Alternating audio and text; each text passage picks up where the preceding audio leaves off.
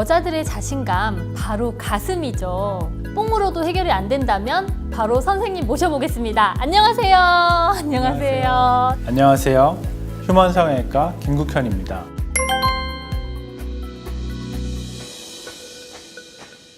첫 번째 질문 한번 드릴게요. 가슴 수술의 역사가 진짜 궁금해요. 지금 쓰는 실리콘 보형물이 나오기 전에 1895년 정도에 등에 있었던 지방종을 가슴에 이식하는 수술이 있었는데요.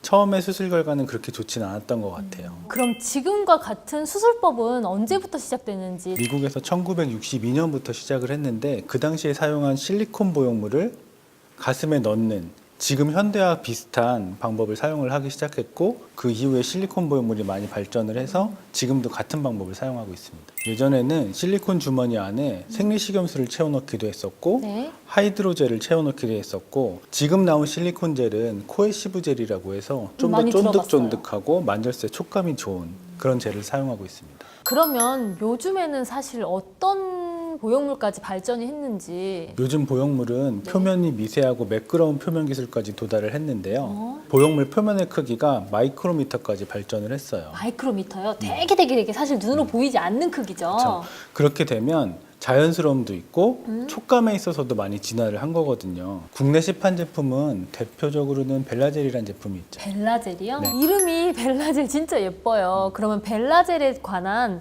자세한 설명 조금만 더 부탁드려요. 벨라젤 같은 경우는 세밀하고 매끄러운 표면 구조를 갖고 있는데 스무스 타입의 보형물로 사용을 되고 있어요. 코에시브 실리콘을 원재료로 사용하고 응집력, 단단하고 점탄성이 높아서 촉감도 좋고 수술 후에도 자연스럽게 모양이 잡히고 만족도도 높은 것 같아요. 그래도 우리가 사이즈 고민을 안 할 수가 없잖아요. 도대체 사이즈는 어떻게 선택을 해야 되는지 그것 좀 알려주세요. 환자분들은 D컵, F컵 이렇게 컵 사이즈에 중요하다고 생각하시는데 그렇죠. 저희들이 알고 있는 건 거기까지니까요. 근데 환자들의 체형에 따른 보형물의 사이즈가 중요하거든요. 벨라젤 같은 경우는 이렇게 준비도 하셨어? 지름이 넓이가 다양하고 높이도 다양해서 각기 다른 환자분들의 체형에 맞는 보형물을 선택할 수 있는 게 장점인 거예요. 굉장히 크기가 다양하네요. 네, 100개 이상의 세분화된 다양한 사이즈 옵션으로 맞춤형 보형물이 가능한 것 같아요. 전 이렇게 사이즈가 다양한지 몰랐어요. 사이즈도 이렇게 다양하니까 모양도 사실 다양하겠네요. 네. 모양 중에서 물방울이 상당히 인기라고 하던데 제가 소문을 많이 들었거든요. 한동안 가장 많이 썼던 보형물인 것 그쵸. 같아요. 처음부터 좀 부드럽게 나와서 모양이 좀 자리 잡히는데 단점은 좀 촉감이 좀 탄탄한 거예요. 아, 그래요? 환자분들은 가끔 이게 좀 단단하다고 느낄 수 있거든요. 라운드형 보형물이 요즘에는 부드럽게 나오면서 네. 누웠다가 섰다 하면서 모양이 좀 같이 변해주니까 이걸 좀 더 자연스럽게 느끼는 것 같아요. 사실 제가 만져보니까 여잔데도 기분이 좋아요. 촉감은 벨라젤이 최근에 나온 보형물 중에서는 부드럽고 그다음에 표면도 자연 친화적이어서 환자분들한테는 요즘 만족도가 제일 좋은 보형물인 것 같아요. 그러네요. 특히나 이제 벨라젤 같은 보형물은 표면의 거칠기 정도에 따른 보형물 체계에서 최근에는 스무스 그룹하고 네. 같은 그룹에 속해 있거든요. 네. 최근에 문제가 되는 거친 표면의 네. 보형물이 아니기 때문에 몸 안에서 자극도 적고 불편함도 적고 모양도 좋고 촉감도 좋아서 요즘에는 만족도가 제일 좋은 보형물인 것 같아요. 진짜 여잔데도 앞뒤 구분하기가 조금 힘드신 분들이 있잖아요. AA컵 분들도 수술이 가능한지. 아까 말씀드린 것처럼 환자분들의 컵 사이즈나 가슴 체형의 신체 사이즈는 네. 상담을 해보면 좀 더 정확히 알 수 있는 것 같아요. 흉곽의 사이즈가 중요하고 네. 그다음에 피부가 늘어나기만 한다면 작은 가슴이어도 커질 수는 있고 아, 가능성이 그럼 있는 거죠. 이런 말이 있어요. 수술할 때 처음부터 엄청 크게 해라. 시간이 지나면 점점 불만이 생겨서 다시 재수술을 하게 된다라는 이야기가 있어요. 처음 수술하면은 네. 환자분이 커졌다가 시간이 지나면서 붓기가 조금씩 빠지니까 가슴 수술도 붓기가 빠져요? 보형물이 작아지진 않지만 아, 붓기는 조금씩 빠지니까 6개월, 1년 정도 지나면 환자분들이 자연스러운 거에 반해서 크기가 조금 작아졌다고 느낄 수는 있을 것 같아요.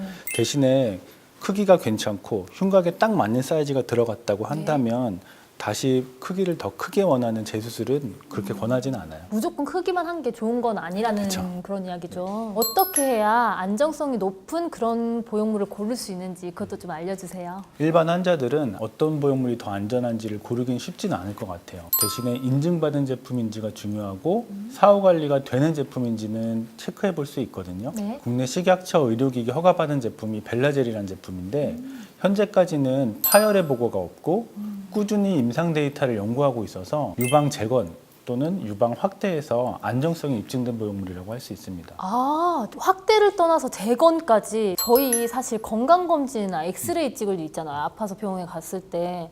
이게 사실 엑스레이 이런 데 찍혀요? 엑스레이도 꼭 찍혀야 되고 오히려 찍혀야 돼요? 그쵸. 엑스레이 찍혀서 정확한 위치에 나와 있고 그다음에 딱 공간에 보형물이 정확하게 위치해 있다면 더 안전한 보형물이라고 볼 수 있는 거죠. 초음파 다 해야 돼요. 다 할 수 있고 해도 되고 요즘엔 권고하고 있죠, 최근에는. 우리들이 얼마나 안전한지 뭐 부작용이 없는지 이런 문제도 있으니까 사실 찍혀야 되겠네요. 이게 미용이라고 해서 진짜 예쁠 나이에 수술을 해야 된다고 하는데 사실 몇 살까지 가능한지. 보형물에 네. 가슴 확대 수술에서 금기 사항이 있기는 하거든요. 근데 거기에 나이는 없어요. 이거 희소식입니다. 진짜 나이가 없대요. 그러면 할머니 그렇죠. 분들이나 본인이 뭐 원하시는 나이에 할 수 있으면 건강만 괜찮고 그다음에 금기 사항에 포함만 되지 않으면 수술하는 건 문제되진 않아요. 아, 진짜요? 진짜 장점이 생각보다 너무 많네요. 이런 사람은 절대 수술하면 안 된다. 그런 금기해야 되는 부분도 있다면 가슴 수술을 못 하는 경우는 하고 싶어도 임신 중에는 하면 안 될 것 절대 안 같고 되죠, 그때는. 그렇죠. 모유수유 중에도 피하는 게 좋고 그쵸. 가슴 보형물이 안전하다고는 해도 실리콘 이물질이니까 그쵸. 내 몸에서 이물 반응이 심한 사람 그러니까 그 쉽게 얘기하면 자가 면역 질환을 앓고 있는 사람들은 수술을 피하는 게 좋기는 해요. 그거 말고는 수술은 가능한 편이에요, 대부분. 그 수유나 뭐 이런 거에는 사실 문제는 없는지 그것도 진짜 궁금해요. 가슴 보형물이 들어 있어도 임신할 수도 있고 네, 그쵸. 모유 수유하는데도 안전하고 안전해요? 그렇죠. 가슴 수술하고 모유 수유를 하더라도 보형물이 들어 있는 경우에는 네. 모양의 변화가 좀 더 적어서 장점도 있거든요. 아, 그래요? 처지는 거를 조금 막아주는 걸로 되어 있어요. 아, 보형물 자체가. 보형물 자체가 잡아주는구나. 그래서 특별하게 그렇게는 금기 사항이 있는 건 아니에요. 아우, 정말 진짜 좋은 이야기 많이 해주셔서 정말 감사드립니다. 그럼 마지막 질문 좀 할게요. 가슴 수술을 난 진짜 고민 많이 하고 있는데 꿈꾸시는 분들이 있다면 해주시고 싶은 이야기를 한 말씀만 조금 부탁드려요. 가슴 수술은 환자분들 사이에서도 만족도가 높은 수술로 알려져 있거든요. 먼저는 안전한 보형물을 선택을 하는 게 중요할 것 같아요. 두 번째는 사이즈에 너무 욕심을 내기보다는 본인 신체 조건에 맞는 사이즈에 맞게 수술을 선택한다면 만족도는 아까 말씀드린 것처럼 제일 높은 수술이라고 할 수 있습니다. 진짜 좋은 말씀 너무 감사드립니다. 그럼 오늘 인사하고 마무리하겠습니다. 저는 오초이였습니다. 네, 휴먼 성형외과 김국현입니다. 그럼 다음에 또 봬요. 안녕!